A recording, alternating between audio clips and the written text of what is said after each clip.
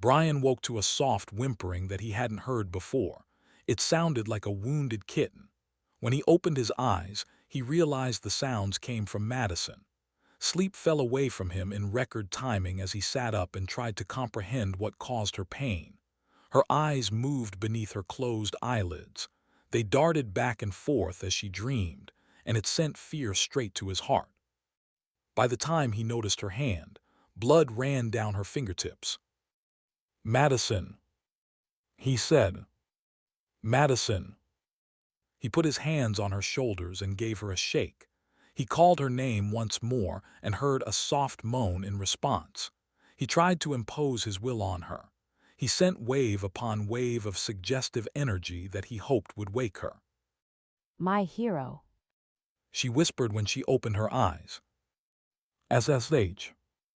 Anger took him by surprise.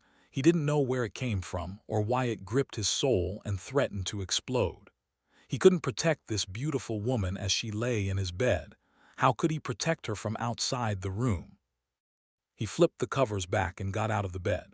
Without saying a word, he walked around to the other side and picked her up as if she were but a child. He carried her to the bedroom that she so gallantly helped him reach only hours before. His back no longer held any signs of the traumatic experience he'd lived through the day before. Each time she started to say something, he just shook his head. He feared that the rage in him would unleash on her, and he couldn't live with himself if it did. He set her down on the counter and ran warm water in the sink.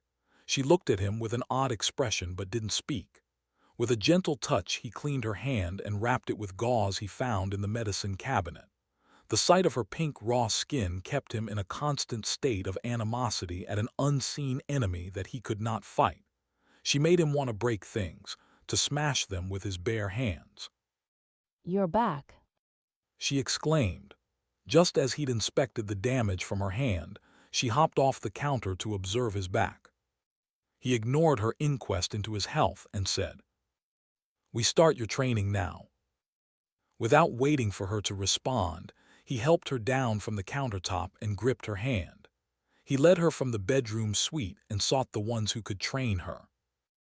"Uriel," Brian bellowed as they reached the living room.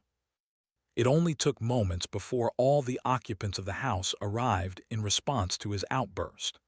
The only one who showed traces of sleep regarded them with a look of confusion. "Teach her how to exit a dream now," Brian commanded.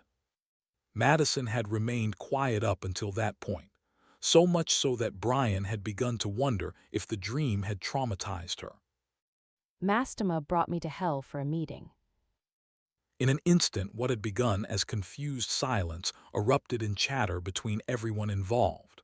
Through the side conversations, Brian deduced that no one had any idea how to pull oneself from a dream. They were all quite far out of their league when it came to actual knowledge about dreams. How did you get out this time? Kennedy asked. She hadn't conversed with the others and appeared far lost in thought. Madison held up her hand. I knew if I was in pain, Brian would know and protect me. His heart soared at her words in a way that which couldn't be explained. The light that he carried within him flooded through his veins along with blood that kept him alive. Oh, but how she blessed him with her words. Is anyone else weirded out that Wingboy is glowing? Vivian asked. Brian's focus snapped toward her in confusion. He brought his hand to his face and could not dispute her words. His skin shone bright against the dimly lit room. Is that normal? Madison asked. For an angel, yes. Something about the way Michael worded the statement gave Brian pause. He had spent lifetimes as an angel, and he couldn't recall a single time he had the ability to glow in the dark. But Madison asked. Not guardian angels. Michael said.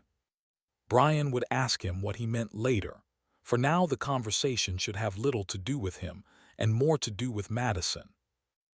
She needs to learn to exit her dreams so, in the future, she has control over when and where they take her. Well, she can't keep destroying her hands.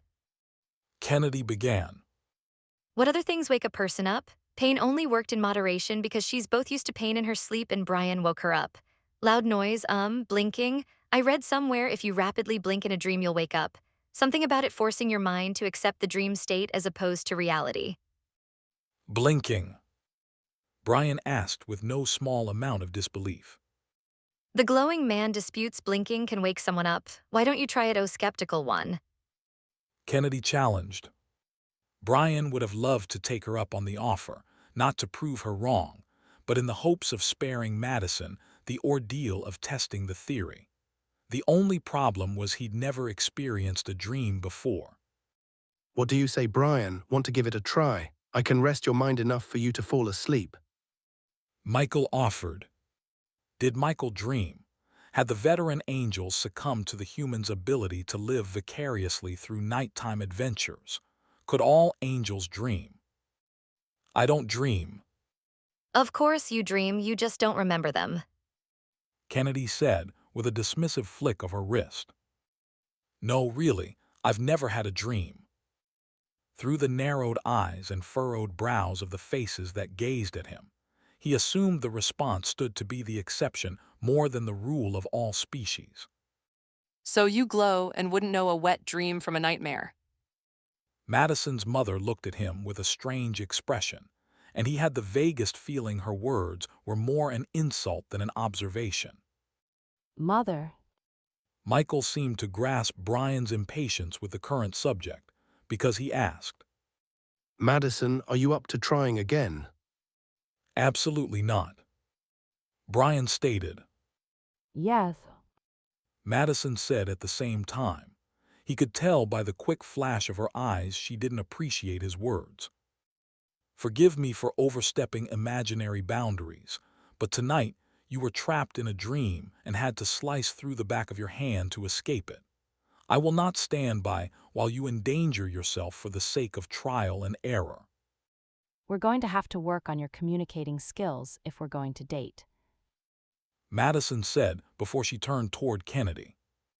Blinking, it seems so simple. Again, her words gave him more pleasure than he knew what to do with, even as they overrode his opposition to the proposed plan. Madison and Kennedy carried on the conversation, and Brian started one of his own.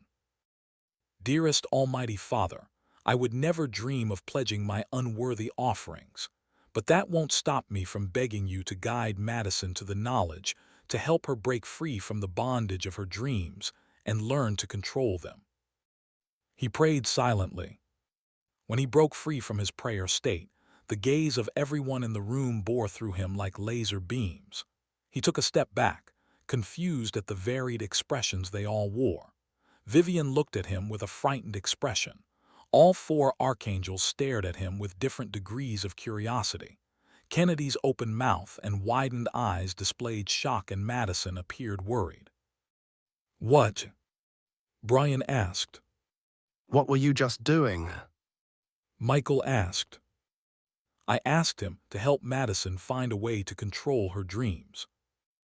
For a moment no one said a word, just continued to stare at him like he'd grown horns on his head or spouted 6 arms. The sensation reminded him of the day he'd been called down before God to answer for the choices he made. As he walked, everyone stared and then made a swift motion of turning their back. His friends, his trusted companions all shunned him. Brian hated being stared at. What? He barked with a bit more bite than he intended. Vivian cast a glance that he both questioned and understood. He wondered at the glint in her eye, but understood that she would turn the conversation away from him. The golden glowing man is not the topic today. My daughter is. As it stands, although I'm quite curious if blinking works, my grandfather has a ring of awakening which will probably be easier to use. Vivian said as she sat down on the sofa. So is it like an evil ring from hell? Kennedy asked. Vivian sighed and turned toward Kennedy. It is from hell, but that doesn't mean it's evil. It can be used for many purposes. Well, Madison, darling, would you like to see where your other family comes from? What? She wanted to take her to hell, over his dead body. You can't be serious. He asked. She'll be perfectly safe. Vivian assured him. I'd like to go. Madison said in her calm, cool way that let him know further interference would not be appreciated. Then I'm going too, Brian stated in a firm voice. Also very sweet. However, suicide is just not a good gift to give a girl you are interested in, Brian. Try flowers, you'll get much further in life. Vivian said. He didn't like the idea of Madison running off to hell one bit without him. He found it unacceptable and frustrating, though he could tell by the look in her eyes that she couldn't wait to leap into the literal frying pan. This did not sit well with him. Learn when to pick your battles, Brian. You can't win this one. Uriel said as he put a hand on Brian's shoulder. I will stand outside the portal until you return, Brian said. Madison appeared confused at his words, and Vivian explained. By portals is how we travel, my darling, through portals to hell. Who gets to say they've been to hell and back in their life and mean it? Madison laughed. Women,